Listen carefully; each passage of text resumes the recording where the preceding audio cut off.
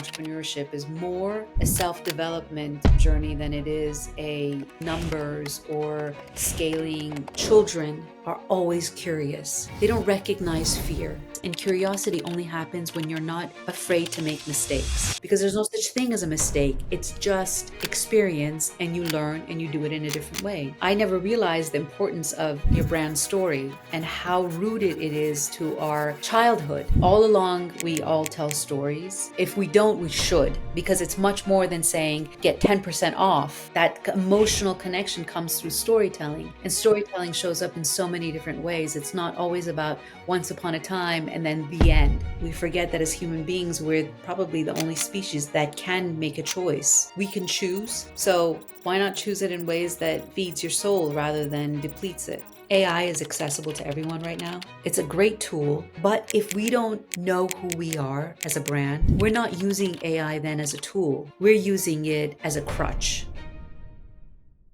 Well, let's begin. So, your journey from Iran to Beverly Hills, from academia to an AI consultancy, is a tapestry of contrasts. If you were to title the chapters of your life so far, what would this one be called?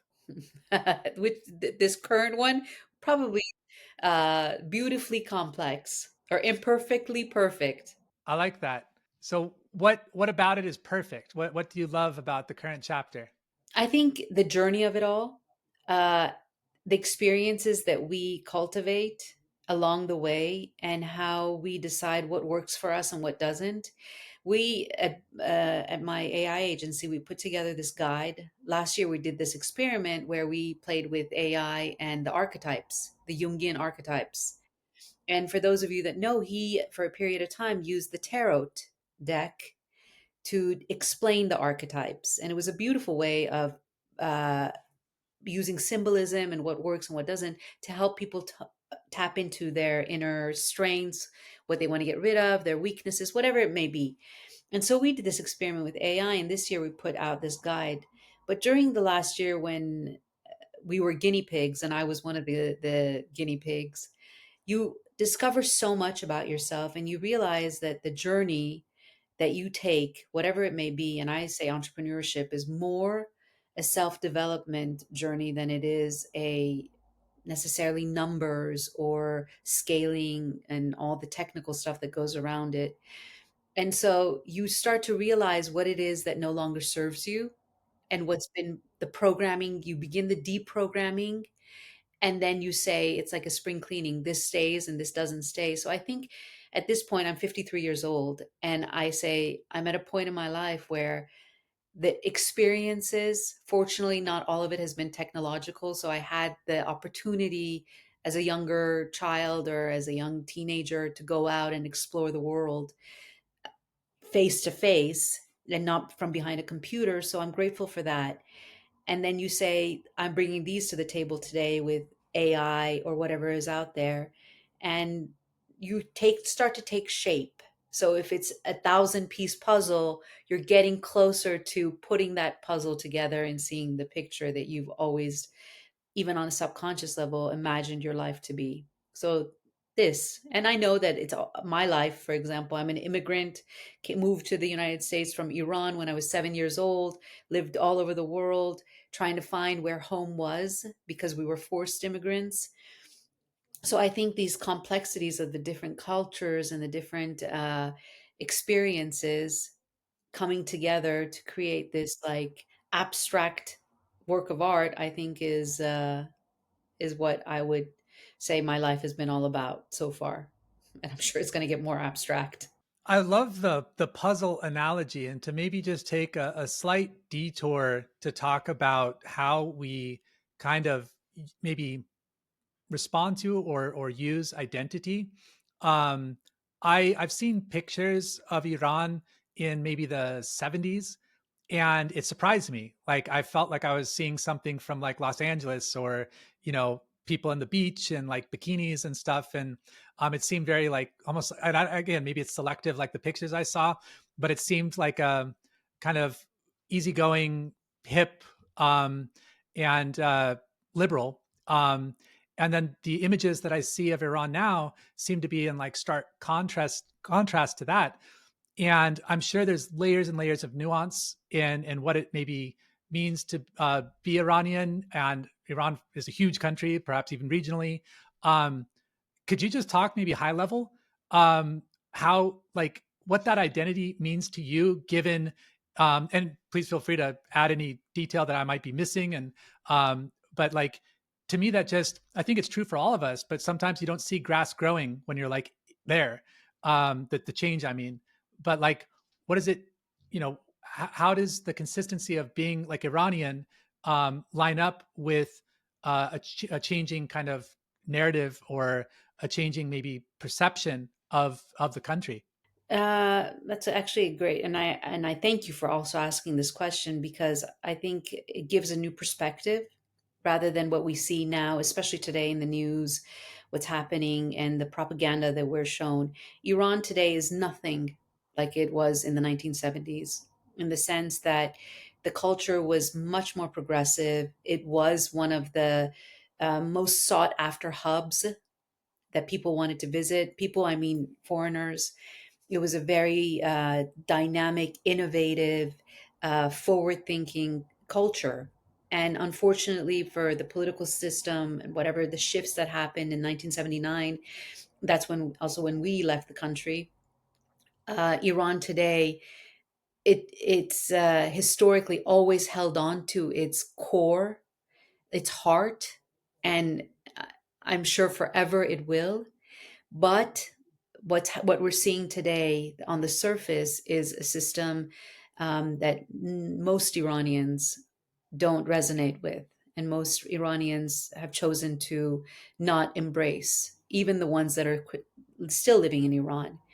And so I think that's where a little bit of information about the culture, the history, what the country has been through, what its origins are, one of the first civilizations, and so on and so forth, would give a lot of insight about the people.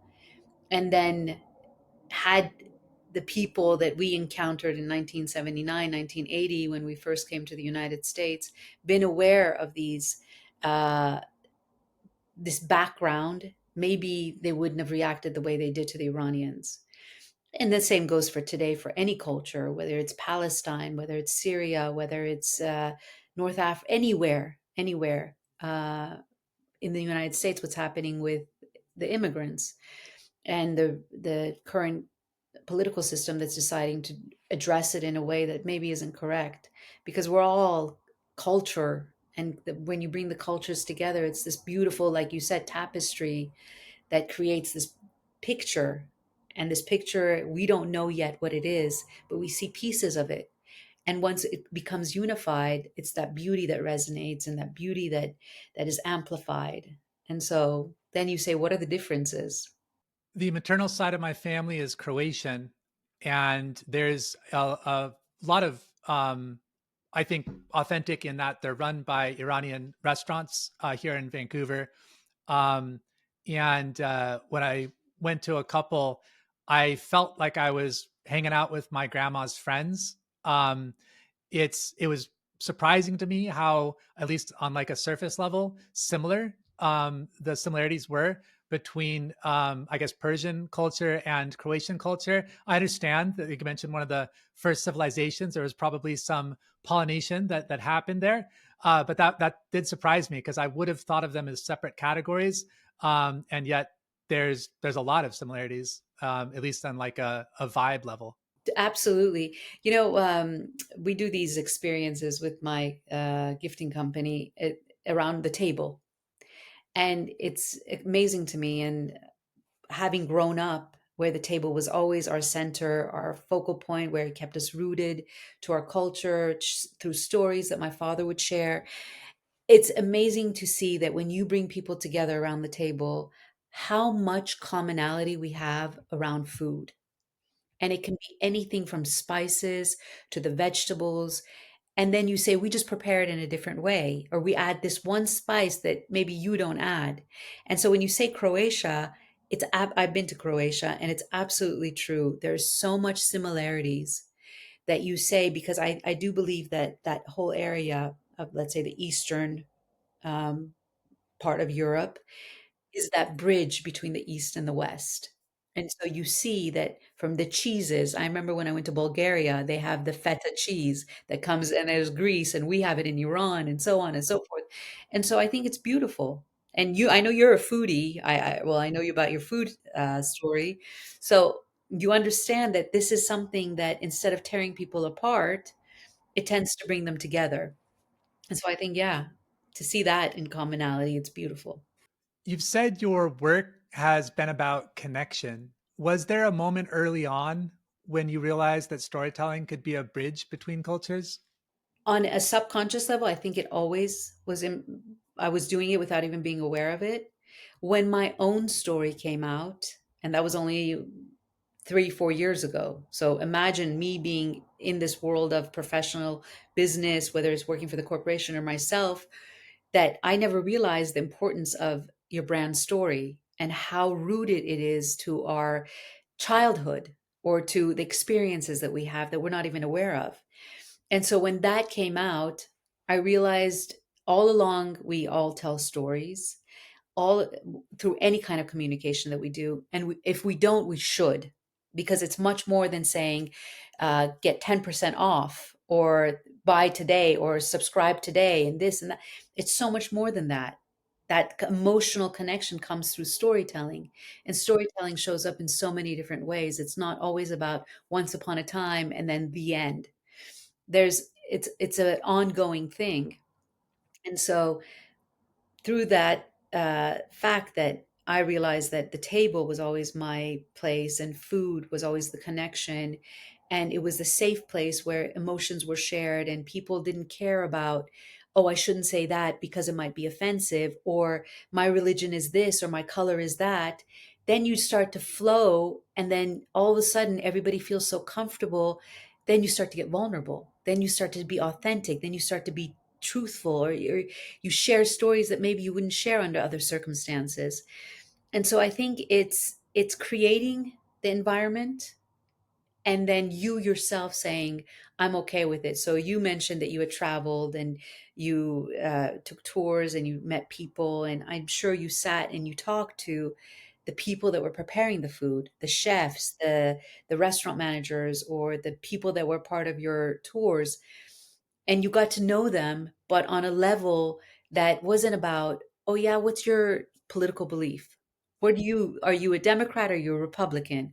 Really, what is that what your religion is all about? Or let me, so then you stop judging. You say, oh my God, this dish is so good. This wine goes perfectly with this. Is that what the story of olive oil is? Is that how chocolate tasting is? So, all these things. And then the conversation takes on a whole different level. And it goes about one time when I was growing up, my grandfather would give me a piece of chocolate and say, this is your treat because you did well. And that memory of that chocolate stayed with me. So it becomes about the senses and what is triggered the memories, and so on and so forth. So I think that's where storytelling is, and that's when I realized that it's a powerful tool when brands in particular decide to implement it and in a correct way. I do business coaching, both receive and give. And one of my assignments for myself from my coach was to take this like strength survey. And I was kind of surprised, I shouldn't have been, with my top strength. It lists like 25 strengths, because I often said the heuristic that I use recently in the last year or so is curiosity. If something deviates from curiosity, that's a red flag for me to investigate why. Why am I having this strong response instead of curiosity? Because I should just be curious. Oh, Mona said this. Why? Like, I'd like to understand more, rather than feel like strongly one way or the other about it. Like it's more a signal for investigation. To me, that's kind of what I have arrived at.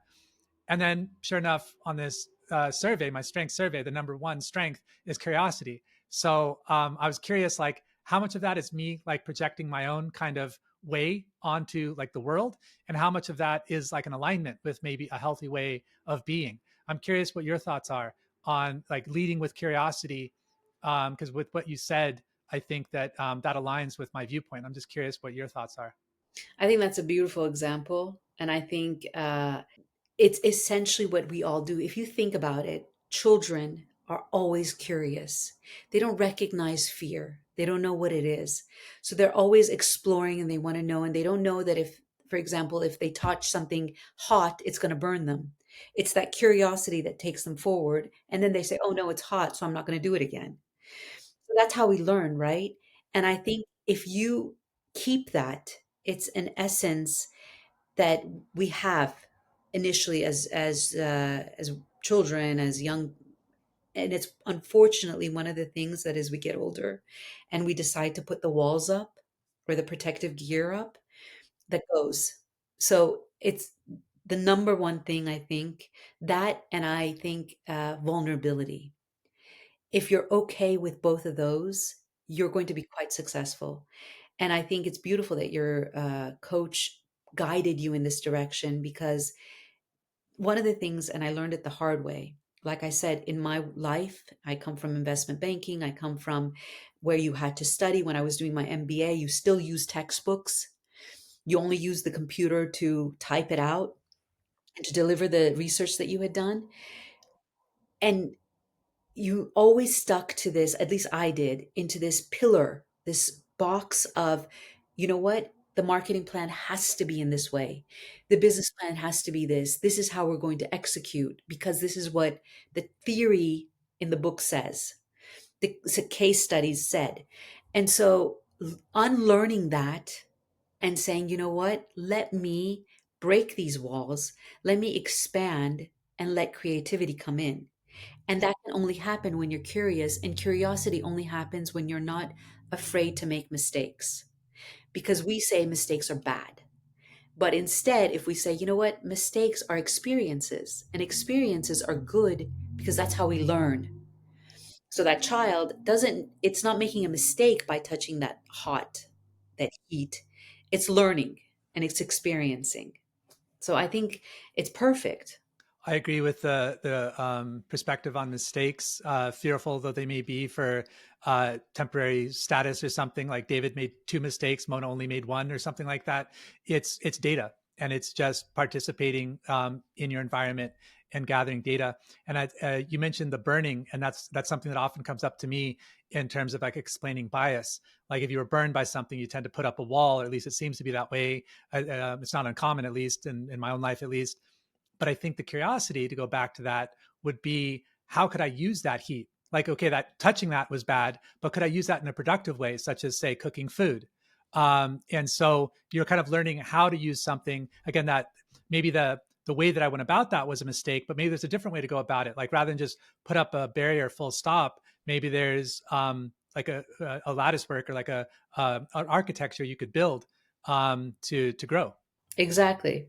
I mean, I think you said something wonderful. You said that all the innovators, the scientists, everybody starts with curiosity. They ask the questions. And when you ask the questions, you are experimenting. And experimentation always says, this works, this doesn't work. If this didn't work, let's try it in this way. And so you're absolutely right. It's this labyrinth that we say, okay, this is a dead end. Let's try the other way. Some people say that AI makes things easier. You can just delegate to it. And you say that it should make us more human. Could you give us a real world example of someone leveraging AI without losing their voice?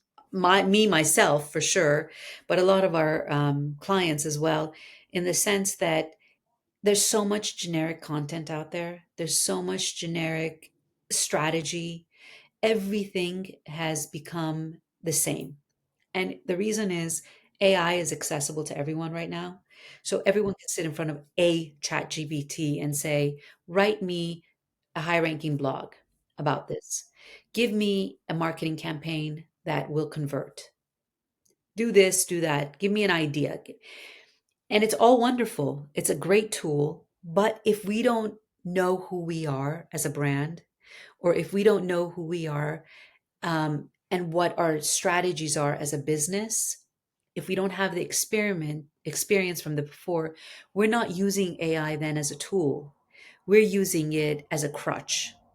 And when we use it as a crutch, it's no longer our voice. It's then the AI's voice. Most people don't even read what the AI generates. They just copy and paste.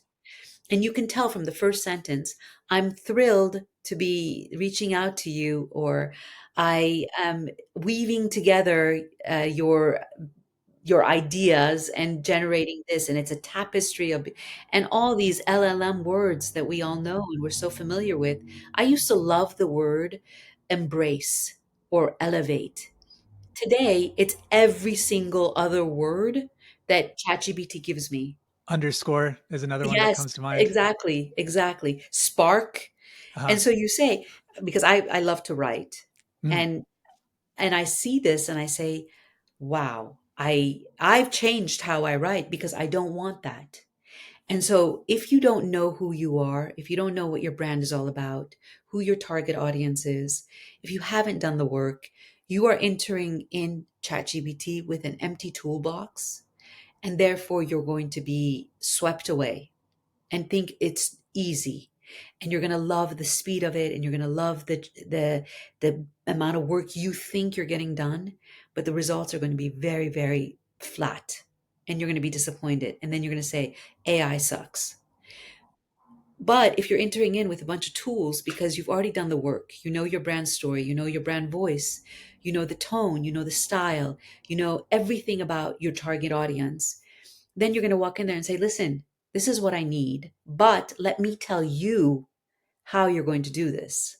And that's where the connection with the human is, because until today, there is no platform or no tool that is going to say, you know what, you relax, I'll take care of it, and it will be perfect. And I don't see that happening anytime soon. So it's still us humans that should be guiding it with our knowledge and just getting the feedback. Remember, we're programming it. Yeah. And we're programming ourselves going back to storytelling. We may not realize it though. So I think it's important to question the stories that you're telling yourself and others because it becomes your reality. I'd like to talk a little about Delish. You mentioned meaningful gifting earlier, I believe, but also about storytelling through curated experience.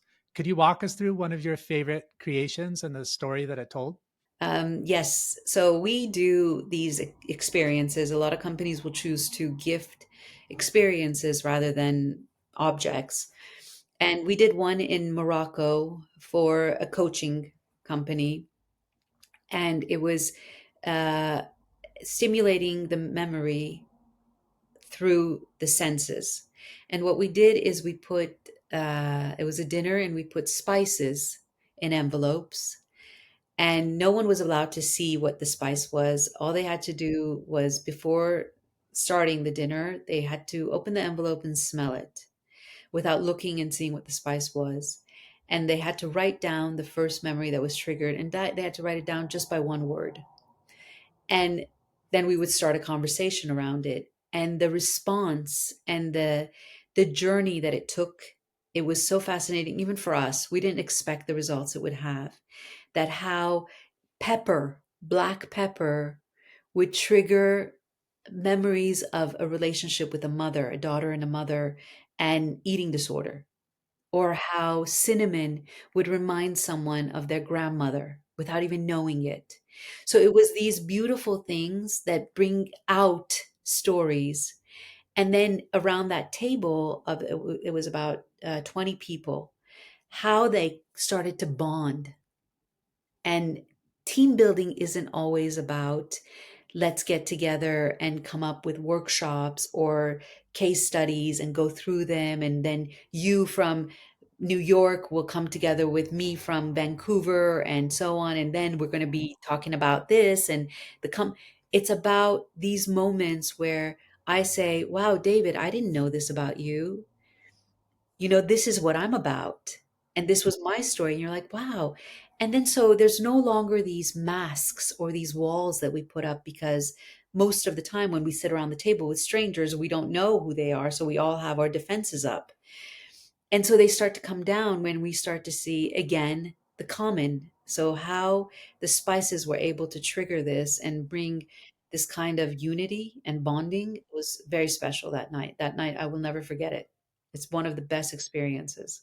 That sounds amazing. And it was in Morocco. Right. Yeah. Thank you for sharing that.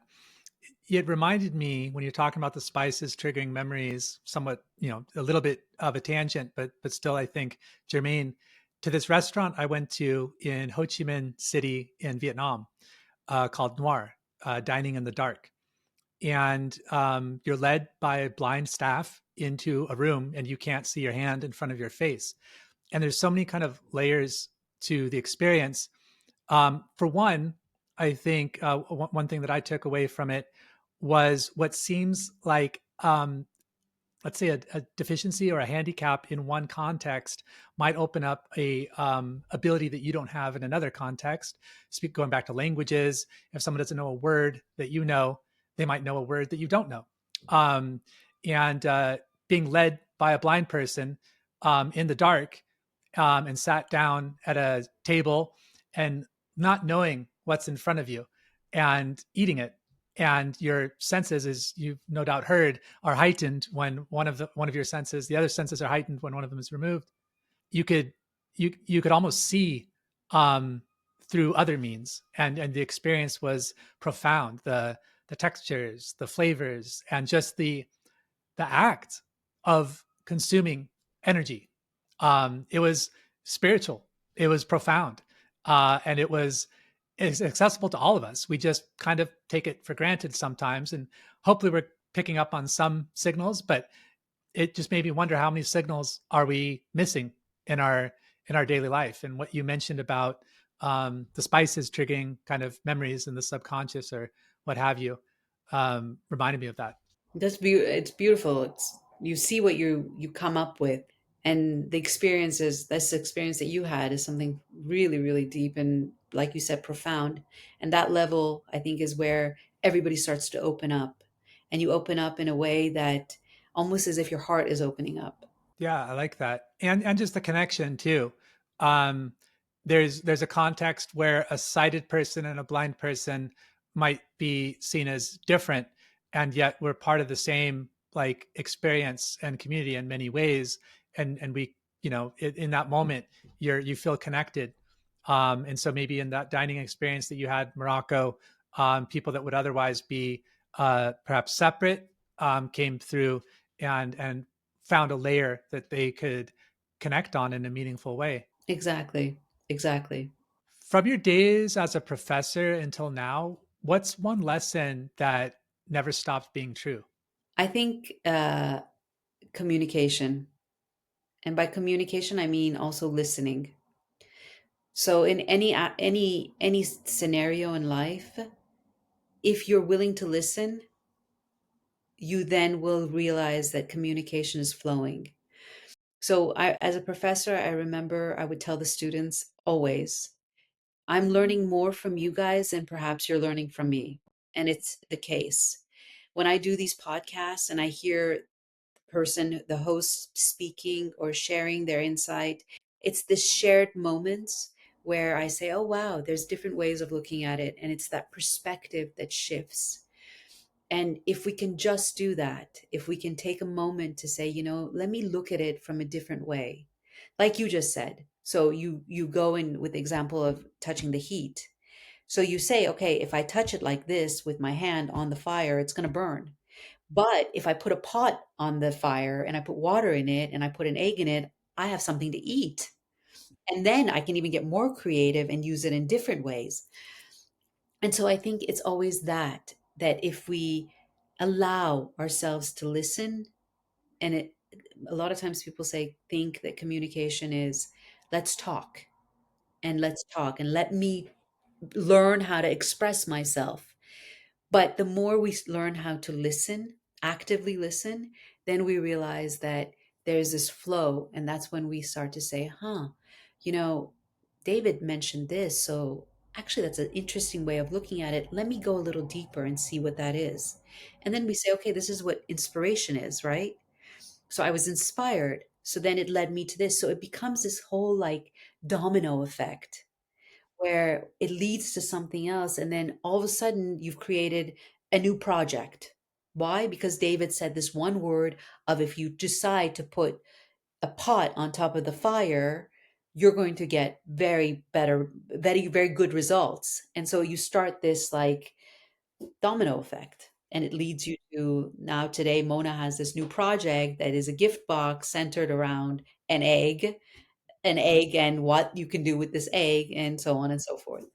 I like that. And I think there isn't a limit to the germination process that comes from communication, because you don't know what is going to shift or be triggered in someone's, in the kind of productive sense, in someone's mind. Like, I could use the word egg, and that might mean something differently to you in that, in the context that we're speaking currently, than it would mean to me. And there's no way of me knowing that, or even you knowing that, until you hear it. And then what you deliver to me in response might be different than you anticipated, in terms of what it pollinates in my mind. And we're like symbiotically coexisting, I think, as we always are. We're just kind of, I don't know if this is like more my projection, but it seems like um oftentimes there's a pressure or expectation to be autonomously excellent and knowledgeable and capable and this and that. And I, there's certainly benefit to taking care of yourself and reading a book and trying your best. But at the same time, I think you're kind of doing yourself. You're kind of missing the point if you think that you were somehow separate from the universe. You didn't just pop up out of nothing. Like, you're part of a infinite journey, and sharing in that through spices, through food, through conversation, through experiences, I think is part of the storytelling and part of um, the progress. It doesn't just stop with like, and now I'm done. Now I've eaten everything. I've experienced everything. I am complete. Exactly, because there's always something to discover. There really is. It's wild. I don't think I'll get bored anytime soon. The more that I learn, the more that I realize I don't know. Exactly. Because even things that you think you quote unquote know change, like it was temporary or contextual, um, or there's loaded. It was like this superposition of meaning, and you only were able to see one version of it. Going back to the heat analogy, like one version of it is raw flesh on flame, ouch, but there's so many ways in which you could use it to heat a house or heat a meal, etc., or light the path in darkness. And so yeah, and like rereading books or rewatching movies, or revisiting places that you've visited before, maybe you're seeing with fresh eyes. So you've got a vision for a more connected and empathetic world where cultures come together through shared experiences. What gives you hope that we're moving in that direction? I'm hopeful because I think that if each individual allows themselves to look at things in a different way and uh, be more open. For example, I'm not one of those people that's afraid of AI. And you have to know that I'm someone that has always resisted technology. Technology in the sense that when the internet came out, when the web in the 90s, everyone's like, oh, wow, this is it. And I'm like, oh, no, I can't. It's going to go away. It didn't go away. When social media came, I'm like, no, I'm a private individual. I don't want to get involved with it. When the phone came out, the mobile, no, I don't need it. I was always this traditional, let's say, resistant to all this that had to do with something that was going to take me away from reading a book or from taking walks or living life in the real world. And so I resisted it. And I remember when AI happened, and it was about 2 years ago when I first heard of ChatGPT and I sat in front of it. I realized that the amount of because I was older, let's say, or I had much more experience, I was able to ask the questions out of curiosity, like you mentioned, that gave me different ways of looking at things. So it started to shift my perspective. I realized that I don't have to disassociate myself from creativity because I'm a founder or because I'm the role of a CEO or because I have to lead. Creativity doesn't mean that. And I was always that right brainer that thought, okay, it has to be 2 plus 2 has to equal 4. But then I said, okay, well, how beautiful is it if 2 plus 2 can equal 5 or 7 or whatever we want it to be? And so you start to almost, and it's I have to say it is kind of fearful because you're living in a space where, for me, it was unfamiliar, where you say there's so much possibility. And I think that's where I say today, I'm hopeful that we will look at it, whether that's AI or life or our journeys, in ways that we say, why are we restricting it? Why are we saying it has to be in this way? Because it doesn't. Nothing has to be in this way. If we just learn, and in my case, I say it to myself, have fun. Just, there's nothing wrong with making a mistake because there's no such thing as a mistake. It's just experience, and you learn and you do it in a different way, like you said. So if we just allow ourselves to loosen up a little bit, to say, it's okay, Mona, just go and sit and ask the stupid question and get silly, and you never know what's going to come out of it. Why don't you be as abstract as you want to be? Then you say, oh, wow, I didn't know this was inside of me. I didn't know I never thought I was a creative person until ChatGPT taught me that I was. And how did it teach me? Because I asked questions, and I went and I saw an exhibition, and I said, I love Botero. Let me create a Botero gift box. I love, and let me write the story. Let me go it deep. Let me do this. And then so you start to say, wow, this fresh breeze comes in and it like moves your soul. And so we read these quotes and says, dare to follow your passion or dare to set your soul on fire. And you don't ever know what that means. You just know that it sounds beautiful. And then you live it and you say, wow, that's what it means. And so I think that's what I mean when I say something like that. Yeah, I think it's common to have this zero sum mentality. At least it does seem to be ubiquitous. And maybe it's a function of you see kind of what you're looking for or whatever. But I think a helpful question is to just ask, what if it's not zero sum? What if we don't have limits? What if we're gaining more than we're losing? What if we're not losing anything at all? We're just changing. And I think that that's more exciting. It gives me more optimism. And it does seem to be true for whatever that's worth. And so I see maybe AI is more like how you use it, just like anything, just like your automobile can be productive or destructive depending on how you want to use it. Exactly, exactly. And I think we can choose. We have the power of choice. So why not choose it in ways that feeds your soul rather than depletes it?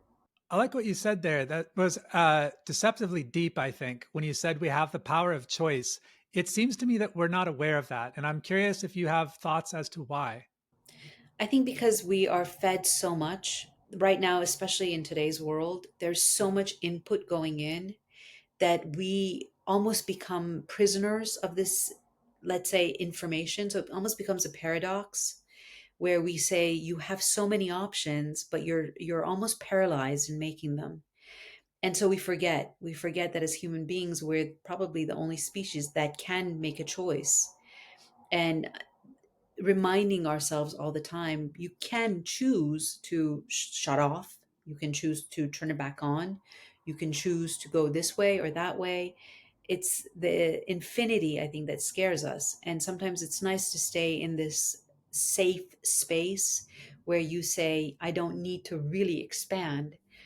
And however that may, whatever aspect of life, we stay in relationships even though we feel uncomfortable in them, but we say it's become our nature, so we forget that we can choose to walk away.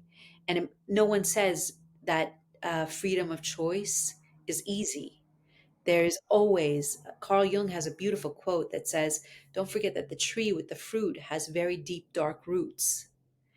And so the roots are always what starts to grow first before even the stem and the bar and the leaves and everything. So that's the choice, I think. Are we willing to go? So all of us say, yes, we want to be entrepreneurs. And so I start on my journey and I forget that it's not always this, everyone is going to say yes to you, everyone, it's going to be beautiful. You are doing the work as soon as you decide. So we set intentions and we say, oh, why isn't it happening? Don't forget that root is starting to take shape. and go deep. I love that analogy, and for whatever reason, I never thought of it that way before, but I that lands very true. If blueapples.ai succeeds in your highest vision, what changes for business, for people, or for the way that we show up online?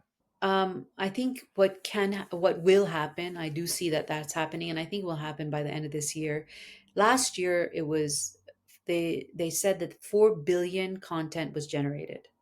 This year, it's predicted to reach anywhere between 8 to 10 billion. So the companies and the businesses and the brands that are going to stand out are the ones that are going to learn how to use this tool in a most effective and efficient way. And what I mean by that is not losing their brand authenticity and their brand voice, and learning how to add this in order for them to get more. Get more, I mean, ideas, get more, generate content, let's say, or get more creative. And those are the brands that are going to stand out, because as human beings, I think we get tired. We have really short attention spans. We're not easily fooled. Initially, we're all saying, "Oh, yay, this is so exciting." And it's just like most things that come to the market right away. We're all excited about it. And just that quickly, we lose interest.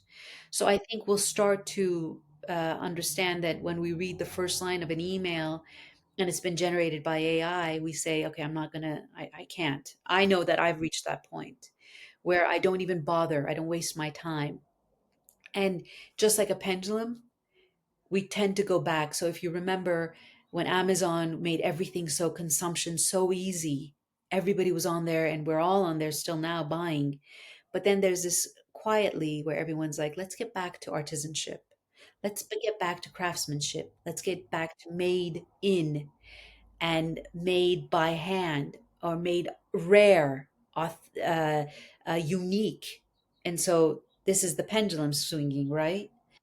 And so I think it's the same thing here where we're going to crave brands that we can connect with and connect with in a community, connect with on an pure and authentic level where brand founders, leaders are communicating on a vulnerable level where they're not afraid to say, listen, I'm flawed. I'm not perfect. So I think this is where uh, this balance will come in. I think this is where it will shift. And the more we're consumed by AI and all the different platforms that everybody gives us, the more we're going to say, I'm hungry for a human connection. I'm hungry to feel. Because in a way, with AI, we're not really feeling, are we? And so that's where I see these two opposites finding balance. And I think the companies that will find that balance sooner rather than later will be the successful ones. I agree. And using the example of Amazon there, I think one thing that we're not seeing with the expert platform dynamics and veneer is the human connection and the storytelling. They have Amazon Prime, but then they have this like shopping site, and there seems to be a disconnect between the story. It's not like a swap meet where you can like actually talk to the owner behind the table or something. And that might be an area that Amazon could explore to actually put back or maybe introduce that human component. Maybe there's office hours where the owners of that product can chat with the users, and there's a little video or story that kind of shares their journey, and we could be connected to different brands and almost like chapters of a book and follow their progress. But I agree. I think that there's this dearth of storytelling that we're responding to with the artisan consumption. And I wanted to ask you about the name too. What I thought was blue apples. There are no blue apples. Is that the point? Like, why not? Could you tell us a little bit about how you arrived at that name? Yeah, exactly that. Just like the rare, there, a blue apple is so it doesn't exist really, and but if you ever find it, it's a rarity. And so we like to think that there aren't people like us out there, brands out there where they're focused more on the human side, and they do the merger of the human and the innovation. So that's the rare side. So if you find us, you found jewels. I like that. Speaking of the human side, I've got some quick fire questions for you. What's your go to gift when you really want to impress someone? A rare bottle of wine. What's an AI tool you actually enjoy using? ChatGPT. What's the last book or film that gave you goosebumps?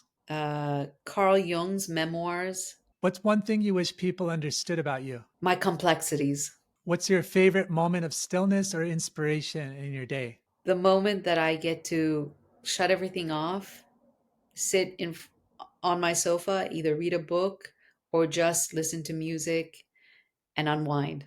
If someone's curious but hesitant about using AI in their brand, what's the first small, safe step you'd suggest they take? Sit down and ask ChatGPT, who am I? Where can people go to learn more about your work or experience it for themselves? Blueapples.ai or delish.us for the gifting, or my LinkedIn. Is there anything that we didn't touch on that you'd like to highlight? No, I think we covered it all. Basically, just to let go and have fun. Love that. Thank you so much, Mona, for chatting with us today. It was a pleasure and a privilege growing and conversing with you. Thank you, David. It was my pleasure.